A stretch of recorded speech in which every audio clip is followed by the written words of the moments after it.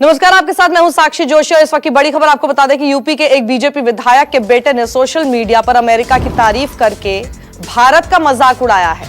विधायक का नाम उमेश मलिक है, जो मुजफ्फरनगर के बुढ़ाना सीट से बीजेपी विधायक है। उमेश मलिक का बेटा शुभम मलिक, जो अमेरिका में रहता है, उसने इंस्टाग्राम पर भारत और अमेरिका की तुलना करते हुए पोस्ट लिखी है। पोस्ट में उसने भारत के खिलाफ बातें लिखी हैं। शुभम ने लिखा है कि भारत में उसे सिर्फ तिरस्कार, अज्ञानता और नफरत मिली है। शुभम की पोस्ट वायरल होते ही सियासी हलकों में भूचाल आ गया है। हालांकि विधायक ने बेटे की आईडी हैक होने का दावा किया है। आपको बता दें कि विधायक का बेटा अमेरिका में पढ़ाई कर रहा है।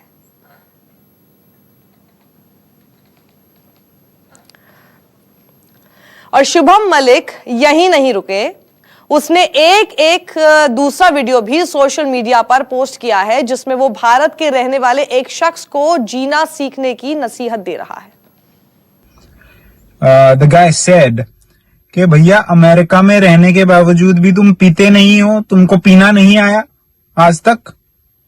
मैं उसको जवाब देता हूं कि भैया इंडिया में रहने के बाद भी तुमको जीना नहीं आया, तुम जीते नहीं हो आज तक। Do something good। और हमारे साथ अशोक तिवारी जुड़ गए हैं। अशोक, एक पोस्ट के लिए चलो एक बार के लिए माना जा सकता है कि हैक हो गया, हो भी सकता है, पर जो खुद शब्दों से बोल रहे हैं वो कैसे हैक हो सकता है? देखिए, सबसे बड़ा सवाल यही है। कल जब ये वीडियो इंस्टाग्राम पर पोस्ट किया गया, उसके बाद लगातार शुभम की तमाम सारी तस्वीरें, यानी 10 साल से शुभम अमेरिका में हैं, तो 10 साल पहले की तस्वीरें और अभी की तस्वीरें लगातार लोग कंपेयर कर रहे हैं, उसको सोशल साइट्स पर साझा भी कर रहे हैं। हालांकि इसके बाद जो उमेश मलिक बीजेपी के विधायक हैं और शुभम के पिता हैं, उनकी तरफ से सफाई दी गई कि उनके बेटे ने अमेरिका की तारीफ जरूर की है, लेकिन भारत की आलोचना नहीं की है। लेकिन आप उनकी पूरी पोस्ट को सुनिए और इसके अलावा जो बयान उन्होंने साझा किया है उसको सुनिए, तो उसमें कहीं ना कहीं आपत्तिजनक शब्दों का प्रयोग देखा गया है। हालांकि उमेश मलिक की तरफ से इसमें यह कहा जा रहा है कि उनकी साइट को हैक किया गया है और इसमें वो मामला भी दर्ज करवाएंगे। तो अभी थोड़ी देर पहले मुजफ्फरनगर के एक थाने में आईटी एक्ट के तहत उन्होंने मुकदमा दर्ज करवाया है और यह कहा जा रहा है, उमेश मलिक की तरफ से सफाई दी गई है कि उनके बेटे की साइट को हैक किया गया और उसके बाद इस तरह का बयान साझा किया गया। तो सवाल इसी बात का है कि साइट हैक हो सकती है, लेकिन वीडियो का जो बयान है, जो उसकी बाइट्स हैं, उसको कैसे कोई हैक कर सकता है, जिसमें एक जो बयान साझा किया गया उसमें कहा गया कि अमेरिका और भारत की तुलनात्मक उसमें कुछ आपत्तिजनक शब्दों का इस्तेमाल किया गया। हालांकि यह भी कहा जा रहा है कि अभी थोड़ी देर बाद शुभम की तरफ से एक सफाई आने वाली है, ये हमको जानकारी मिली है। अशोक, इसका मतलब जब ये विवाद बढ़ गया नहीं की है, जो अब आप जो बता रहे हैं कि विवाद बढ़ने के बाद अब वो जाकर इसके ऊपर कंप्लेंट करना चाह रहे हैं कि जी अकाउंट हैक हो गया। अकाउंट हैक होने की बात तो उनको पहले पता होगी, अगर वास्तव में हुआ था तो इस विवाद के होने का उन्होंने इंतजार क्यों किया कंप्लेंट करने के लिए? देखिए, बिल्कुल यही सवाल उमेश मलिक अशोक, हमारे साथ पंकज मलिक खुद जुड़ गए हैं। इंस्टाग्राम पर पंकज मलिक खुद जुड़ गए हैं, मैं आपसे बात करूंगी। पंकज जी, मैं ये जानना चाहती हूं कि आप ये दावा कर रहे हैं कि शुभम का जो इंस्टाग्राम का अकाउंट है वो हैक हुआ था, तो आप लोगों ने कंप्लेंट क्यों नहीं की थी पहले? विवाद के सामने आने के बाद क्यों कंप्लेंट की जा रही है? माफ कीजिएगा, आप शायद गलत समझ गए। मैं पंकज मलिक हूं, एक्स-एमएलए कांग्रेस से हूं मैं।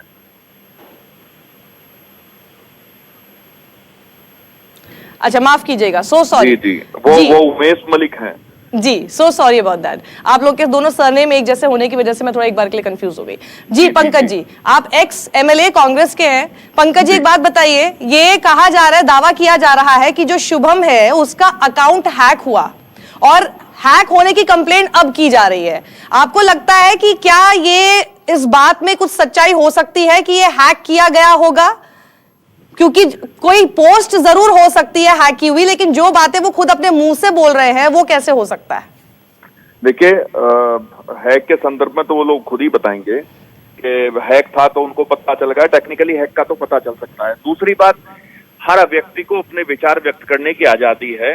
उन्होंने अपने विचार व्यक्त किए हैं, उनकी जो कल्चर रही होगी उन्होंने बताया। हम लोगों की यह कल्चर नहीं, हम लोग कांग्रेस पार्टी के लोग हैं। हिंदुस्तान से बड़ा राष्ट्रीय धर्म कोई हो नहीं सकता। हम लोग हिंदुस्तान के प्रति समर्पित हैं और ये उनके विचारों से मैं सहमत नहीं। उनके विचारों से आप सहमत नहीं है? उनके विचारों से तो खैर कोई भी सहमत नहीं होगा, लेकिन क्या आपको ये लगता है कि अब क्योंकि विवाद सामने आ गया है इसलिए अब इसको इस बात का मोड़ दिया जा रहा है कि जी अकाउंट हैक हो गया था? देखिए, उमेश जी जो हैं वो एक जिम्मेदार पद पे हैं, जनता ने चुन करके उनको भेजा है। अगर उनके बच्चे का अगर अकाउंट हैक हुआ था तो ये बड़ी बात है। इसकी पहले से उन्हें सूचना दे देनी चाहिए थी। पहले से उनको सूचना दे देनी चाहिए थी। तो बिल्कुल। इसमें आपका क्या रुख है कि अगर बेटे ने ऐसा कुछ किया और कहा तो उसमें पिता को कितना इसमें आरोप जो है मढ़ना चाहिए उनके ऊपर, या फिर बेटा क्योंकि अमेरिका में बैठा हुआ है तो उसको लगता है कि भारत के खिलाफ कुछ भी बोला जा सकता है, लेकिन वो एक पार्टी को बिलोंग करते हैं, ऐसी पार्टी को जो कि सत्ता में है, और फिर वो इस बात का भी ख्याल रखें कि उनका बेटा अगर कोई चीज ऐसी लिखता है तो फिर वो कम से कम भारत का तिरस्कार ना करे। बिल्कुल सही बात है। भारत का तिरस्कार करने का अधिकार किसी को भी नहीं है, वहीं ये करना चाहिए और उनकी जिम्मेदारी बनती है। वो भी नौजवान एक साथी है, ठीक है, उसकी जो कल्चर रही होगी उसके आधार पर उसने अपने विचार दिए, लेकिन जिम्मेदारी बनती है चूंकि उनके पिताजी उत्तर प्रदेश के सदन के सदस्य हैं, जिम्मेदारी बनती है और कहीं ना कहीं इसमें उनकी कमियां हैं। और उमेश जी अगर उसे छिपाने का प्रयास कर रहे हैं तो ये गलत है।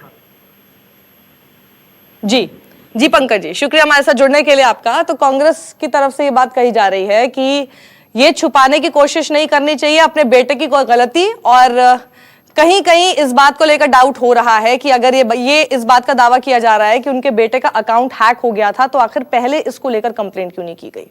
बढ़ते आगे, मजदूरों की वापसी के लिए श्रमिक स्पेशल ट्रेनें चलाने के मुद्दे पर महाराष्ट्र सरकार और रेल मंत्रालय के बीच वार पलटवार का दौर जारी है। महाराष्ट्र सरकार के ट्रेन उपलब्ध नहीं कराने के आरोप पर रेल मंत्री पीयूष गोयल ने 125 ट्रेन उपलब्ध कराने की बात कहते हुए श्रमिकों की लिस्ट देने के लिए 1 घंटे का वक्त दिया था। रेल मंत्री ने इसके बाद ट्वीट किए जिसमें उन्होंने लिस्ट उपलब्ध नहीं हो पाने की बात कही। इसके बाद रात 2 बजे भी उन्होंने एक ट्वीट किया जिसमें लिखा था, महाराष्ट्र की 125 ट्रेनों की लिस्ट आखिर कहां है। सुबह 2 बजे तक सिर्फ 46 ट्रेनों की लिस्ट प्राप्त हुई, जिनमें से 5 पश्चिम बंगाल और ओडिशा की हैं, जो चक्रवात अम्फन के कारण नहीं चल सकती हैं। हम 125 के लिए तैयार होने के बावजूद आज के लिए सिर्फ 41 ट्रेनों को अधिसूचित कर रहे हैं।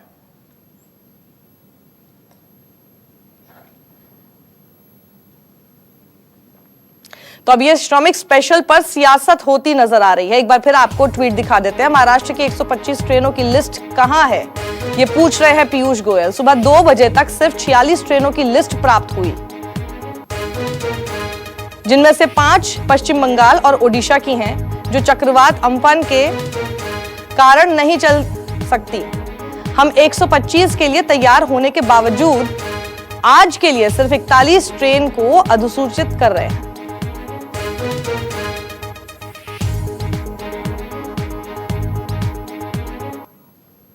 और इससे पहले शिवसेना नेता संजय राउत ने गोयल के ट्वीट का जवाब देते हुए रेल मंत्रालय पर तंज कसा। राउत ने अपने ट्वीट में लिखा, महाराष्ट्र सरकार ने रेलवे मंत्रालय को अपेक्षित गाड़ियों की सूची दी है। पीयूष जी से सिर्फ विनती यही है कि ट्रेन जिस स्टेशन पर पहुंचनी चाहिए उसी स्टेशन पर पहुंचे। गोरखपुर के लिए जाने वाली ट्रेन ओडिशा ना पहुंच जाए। आपको बता दें कि मजदूरों को लेकर मुंबई से गोरखपुर के लिए रवाना हुई ट्रेन ओडिशा पहुंच गई थी। राउत ने इसी को अपने ट्वीट में जिक्र किया है। तो मजदूरों पर हो रही सियासत में यूपी के मुख्यमंत्री योगी आदित्यनाथ भी कूदे। योगी आदित्यनाथ ऑफिस की तरफ से ट्वीट किया गया है जिसमें महाराष्ट्र सरकार सौतेली मां बता दिया गया। श्री संजय राउत जी, एक भूखा बच्चा ही अपनी मां को ढूंढता है। यदि महाराष्ट्र सरकार ने सौतेली मां बनकर भी सहारा दिया होता तो महाराष्ट्र को गढ़ने वाले हमारे उत्तर प्रदेश के निवासियों को प्रदेश वापस न आना पड़ता। ये योगी आदित्यनाथ का पलटवार आया है महाराष्ट्र सरकार पर। तो विनोद जगदाले हमारे साथ जुड़ गए हैं। विनोद, आखिर ये श्रमिक पर आर पार अब शुरू हो ही गया है। पहले रेल मंत्री की तरफ से, उसके बाद फिर संजय राउत का बयान, उसके बाद अब योगी आदित्यनाथ का बयान इस पर आ गया है।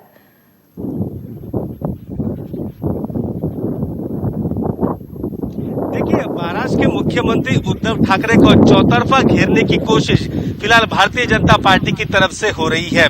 अब जिस प्रकार से उत्तर प्रदेश के मुख्यमंत्री का जो ट्वीट आया है, सौतेली मां बताया गया है महाराष्ट्र सरकार को, लेकिन सच्चाई तो यह है, सच्चाई हमने भी यहाँ पर देखी है कि महाराष्ट्र सरकार ने हर संभव कोशिश प्रवासी मजदूरों के लिए की है।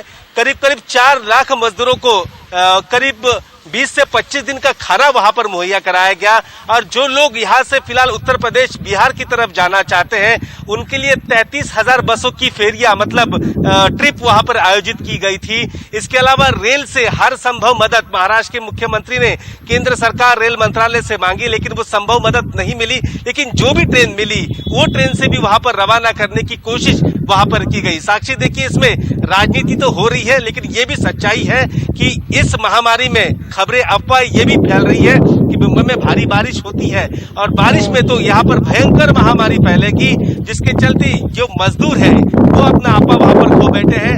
हर जो मजदूर चाहे वो पैदल चले जा रहे हैं, कोई ट्रेनों में जा रहे हैं, कोई बसों में भर के जा रहे हैं, कोई ट्रकों में जा रहे हैं, हर सभी को आस लगी है अपने गांव की, अपने परिवारों के साथ उनके साथ मिलने की और उनके साथ रहने की उनको आस लगी है, जिसके चलते यहाँ पर लोगों का पलायन जबरदस्त तरीके से यहाँ पर देखने को मिल रहा है। लेकिन ऐसे में आप हमारे साथ बने रहे हो रही है फिर जी, आप हमारे साथ बने रहें। करीब 2 महीने बाद आज फिर से हवाई सफर की शुरुआत हो गई है।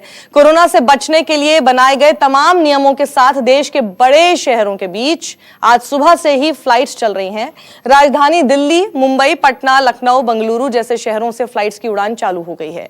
फ्लाइट की सवारी के लिए कई एयरपोर्ट पर तड़के ही मुसाफिर पहुंचना शुरू हो गए। दिल्ली से उड़ान भरने वाली फ्लाइट्स दूसरे शहरों में पहुंचनी भी शुरू हो गई हैं। हालांकि फ्लाइट में उड़ान भरने के पहले काफी सावधानी और गाइडलाइन का सख्ती से पालन कराया जा रहा है।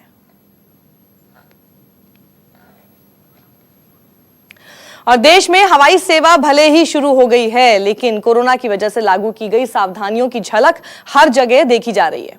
गाइडलाइंस के मुताबिक सोशल डिस्टेंसिंग, मास्क, ग्लव्स का इस्तेमाल जरूरी है। मुसाफिर और एयरपोर्ट कर्मचारी इन नियमों का पालन करते हुए देखते हुए बेहद सावधानी से काम करते दिखाई दिए। सफर के पहले और बाद में प्लेन को भी सैनिटाइज किया गया। और दिल्ली एयरपोर्ट से पूरे देश के लिए उड़ानें शुरू हो गई हैं। लॉकडाउन 4 में रेलवे के बाद अब एयरपोर्ट्स भी ऑपरेशनल हो गए हैं। आज से दिल्ली सहित तमाम बड़े एयरपोर्ट्स जो हैं वहां से फ्लाइट्स की आवाजाही शुरू हो चुकी है। सुबह करीब 4:45 बजे से ये दिल्ली एयरपोर्ट से फ्लाइट उड़ी थी पटना के लिए और तब से ये सिलसिला लगातार जारी है। अब लगातार यहाँ पर फ्लाइट्स लैंड भी हो रही हैं और टेक ऑफ भी हो रही हैं। और अब देखिए किस तरीके से अरेंजमेंट्स हैं एयरपोर्ट पर। लगातार हर आधे पौने घंटे बाद इसी तरीके से पूरे एयरपोर्ट को सैनिटाइज किया जा रहा है, सड़कों को सैनिटाइज किया जा रहा है। और तमाम यात्री जो हैं वो देखिए यहाँ पर यात्री पहुँचे भी हुए हैं और उनसे लगातार उनसे बात की जा रही है। उनको काफ़ी देर पहले, करीब 2 घंटे पहले उन्हें एयरपोर्ट पर पहुँचने के लिए कहा गया है, और जिससे कि प्रॉपर उनकी थर्मल स्कैनिंग हो सके, प्रॉपर उनको बताया जा सके कि उन्हें एयरपोर्ट के अंदर जाकर क्या कुछ करना है, क्या करना है और क्या नहीं करना है। कहाँ की आपकी फ़्लाइट है? मेरी फ़्लाइट पटना की है। अच्छा, कितने बजे की फ़्लाइट है? 4:30 बजे।